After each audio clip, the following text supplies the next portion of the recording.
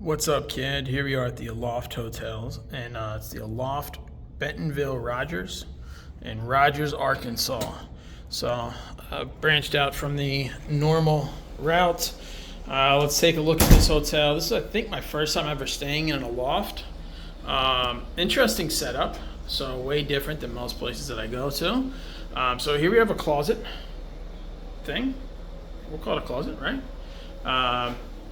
So you can see the hangers up there. Let's see, so they will fit normal way here as well. So that's interesting. Hair dryer, ironing board and iron, and then you can draw the curtain on the closet, at least part of the way, most of the way. But yeah. So little cubbies for shoes, I guess. I'm assuming that might have been for a microwave or something. I'm not really sure what that is. But coffee maker, the Royal Cup coffee. We got a couple of Bibles, so the Book of Mormon and then a Bible, I guess we'll say. Here we have some toothpaste, makeup remover wipes, dry bar, soap, and body lotion. So once again, different from most places. Toothpaste is just generic. What else we got here? Oh, we got some shave cream as well. I'm sure that's pretty awesome. Cool little sink. And then here we go in the bathroom where you normally expect a mini fridge. That's exactly where it is. So I guess it's sort of the bathroom, whatever. I don't know what you call this thing. So we do have an actual toilet room here, a water closet. It's pretty dimly lit, so there's not a light up there in the shower. Maybe this light will get brighter. Fan is on. I don't know if you can hear that, but fan is on, not very high. And then we have a small little shower. So if I stand in here, yeah, so this is definitely not for larger folks. We have dry bar, shampoo, conditioner, and shower gel. And then the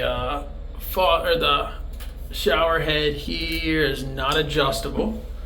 Not super tall either. It's probably at about 6 feet height there.